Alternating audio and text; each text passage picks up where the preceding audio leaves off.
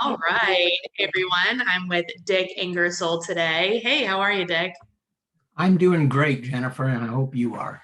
Yeah, I am. So, we were talking about digital marketing, and you're like a strategist for digital marketing, marketers, mainly focused on realtors. So, Yes, yes, great. And I put the link, you do have a book out about I do. branding and marketing. So I did put the link in the comments, or I'll put it in the comments, and I did put it in the like in the introduction as well. But talk Okay. to us about how we can better market ourselves online and what are some tips that we can use? Okay. Um, when we look at the search results, I think everybody here is more than aware how competitive real estate Oh my is. gosh. Yes. And when you have a website, which I recommend people do, you want to be somewhere in the search results. And I would say if you're not at least on page two, you're probably invisible. Yeah. So, but there's a real problem in real estate, and that is the internet listing services, the realestate.com and the all of the different services against which an individual realtor competes. Yeah, because they're getting the information directly from the MLX, like with an IDX Sure. feed. Yeah. Yeah. So if I just go on and a search for real estate agents near me, I'm going to get a whole bunch of Zillows, a whole bunch of top agents ranked, a whole bunch of everything else. So what I work with real estate agents to do is to overcome that. Okay. And the way we overcome that is by being a little bit more specific. So if I could share my screen for a second, I'll Sure. show you a little bit about what I'm talking about. Yeah, because people always do say like there is riches and niches, which is what you're talking about being specific, but it's like so hard to grasp. Like, well, what if I'm like too specific, you know? But really, you can't be. Yeah, uh, the more specific you are, the better you will do. Yeah. But you can even, I was on the multifamily side for close to 15 years. Mm-hmm. And we found there that what we needed to do was get more specific in saying, not apartments near me, not apartments in Raleigh, not apartments in Durham, but apartments in Southwest Durham. Homes Okay. for sale in 5 Points, Raleigh. Homes for sale in whatever. So Whatever. can you see my screen at this Yeah. point? Yep. Mm-hmm. I typed in the search real estate agents near me Mm-hmm. and came up with 3,290,000 results. How'd you like In to compete? 1.27 seconds. Yeah, exactly. Wow. Okay. But there's something very cool here. If we scroll down a little bit to the maps results, Mm-hmm. in the maps results, Google only lists real estate agents. They don't list the ILSs, the internet listing services here. So step number one is you want to make every effort possible to appear in these map results. The Right. way you do that is through your Google My Business listing. So you want to focus, if you want to be in the map results, which puts you on page one right at the top, so I'd recommend you Right. consider it, then you want to have a highly optimized Google My Business And then page. that you get, just show real quick how you get there. Okay. If we go to business, USI, Dick, if you go to business.google.com, it will bring up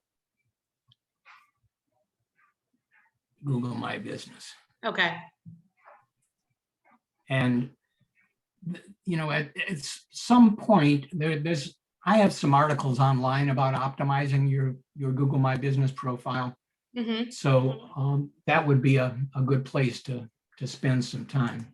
Okay. Is it The other, where is it on your website or? my website is the website marketingpro.com. And if you go to the website marketingpro.com/blog, that's where I have several articles about optimizing. And obviously I'd be more than happy to talk to you about it as well if you read that and choose you want to do that. Okay. But let's back up here for a minute. And instead of looking at real estate agents near me, let's look at historic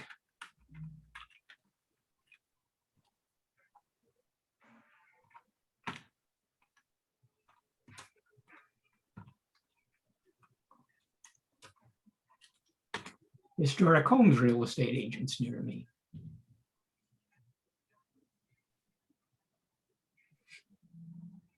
All right, we're down to 1 million. Okay. So we're getting better. Yeah. What I would suggest is that we don't do near me. I happen to live in a small town called Hillsborough, North Carolina. Let's do agent.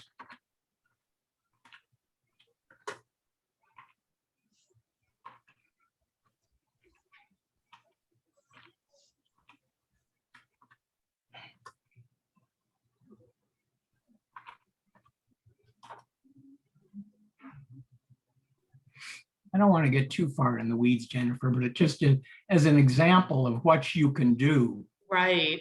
just by yourself. We're down to 94 results. Wow. That's Okay. a little bit more doable. Yeah.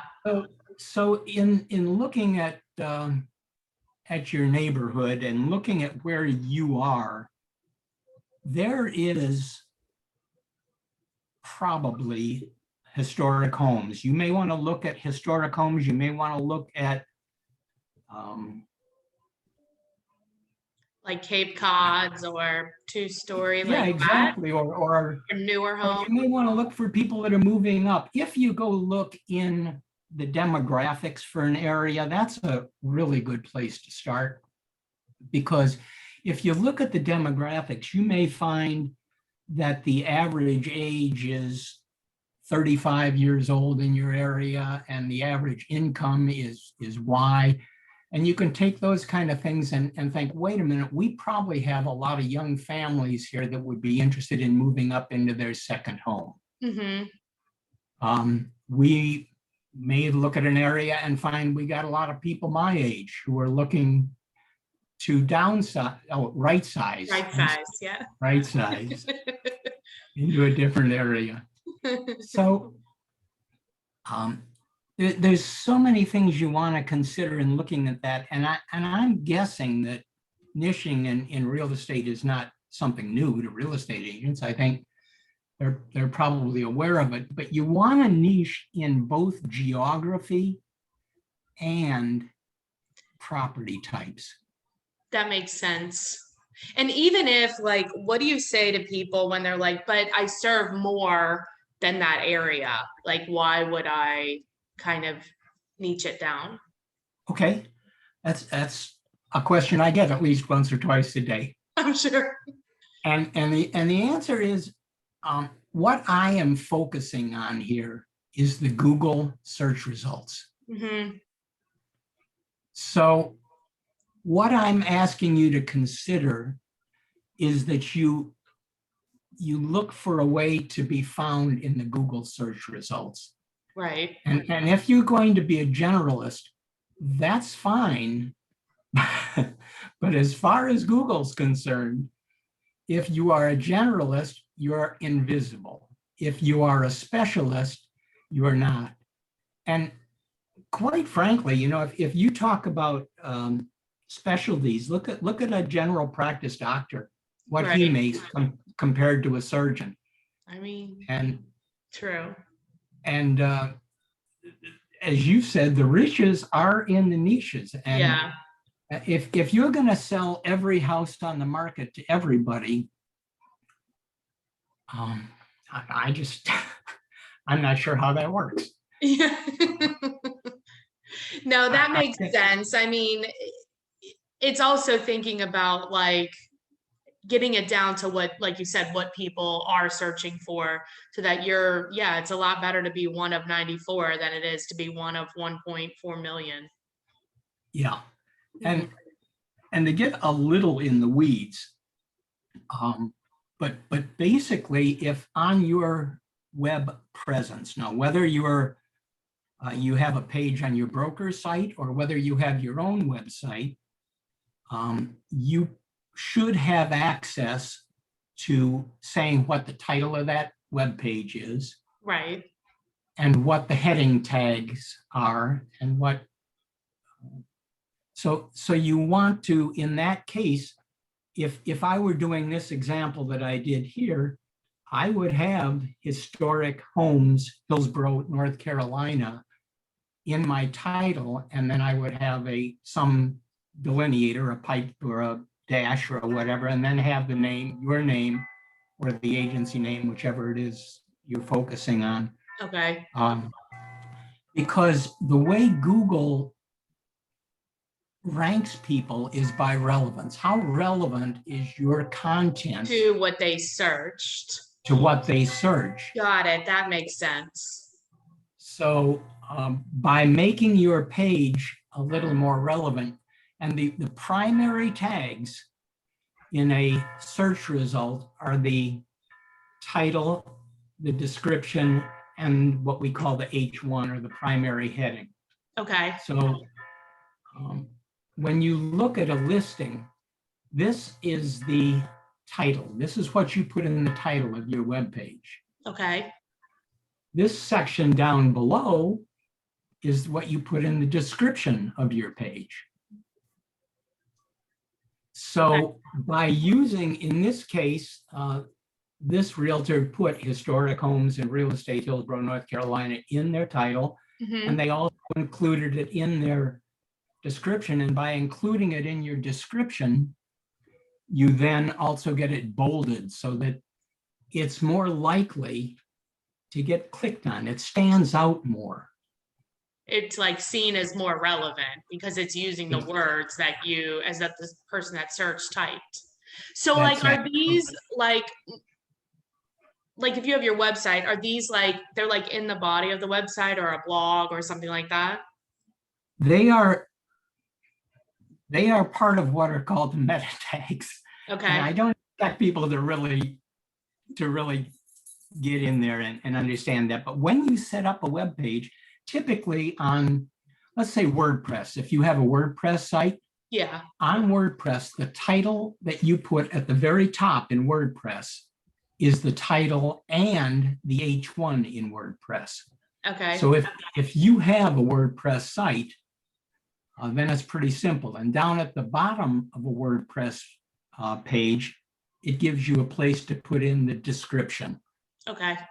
And those are the things on which you want to focus on your web page, because those are the things that stand out in the results and get you to stand apart from the crowd. I just took it from 3 million down to 94. Right. With just a little bit of tweaking that. And I think I understand that a lot of people want to sell a lot of houses to a lot of people, but right.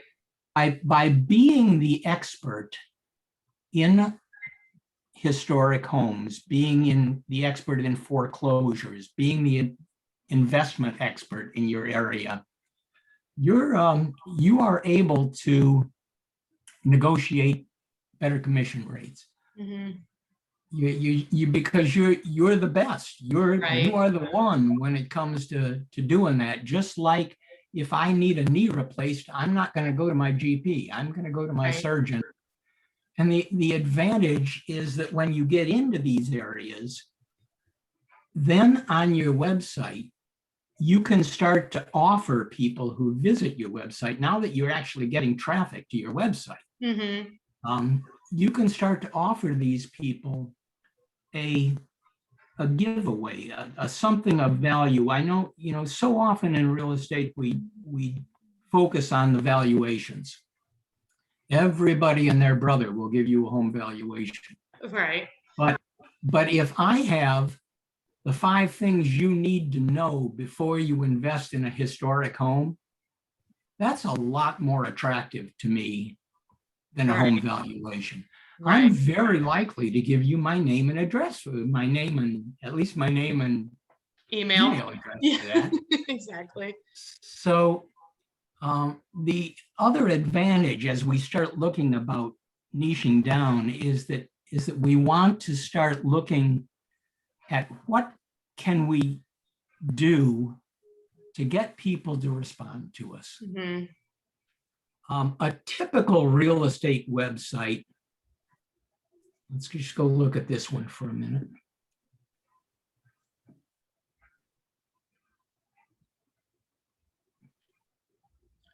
Come on, sometime today would be appreciated. We got folks waiting. It happens. It's tired today. Well, when I have my video on it, it slows the computer down. Yeah. But if you look when we get there, if you look at a typical real estate website, there's links across the top. Mm-hmm. There's all kinds of stuff, about me, and there's about the agency and about this. When you give people lots of choices, they don't know which one to take. Yeah. This is just human nature. We don't, if my wife tells me you got a choice between 5 things for dinner, I've got a problem because I'm never going to be able to answer the question. Right. If she tells me I'm having meatloaf, I'm good. Yeah. But let's not. So let's look at this site. Okay, this is very pro. Well, this is actually just Keller Williams. This didn't even take me to the thing. So I've got all of this stuff here. This doesn't engage me. Mm-hmm. If this area right above where you landed on the screen had, if I were searching for foreclosures, if I came to a website that was specific to foreclosures and offered to give me a list of the foreclosures in my neighborhood monthly or weekly, I'd be very, very likely to go ahead and select that. Right. So what I am proposing, and one of the reasons I'm a big advocate of niching down is clearly 1, to show up in the search results, and 2, once you're there, it helps you focus your web presence on what it is that people are looking for. Right. The reason that they're there. No, that makes sense.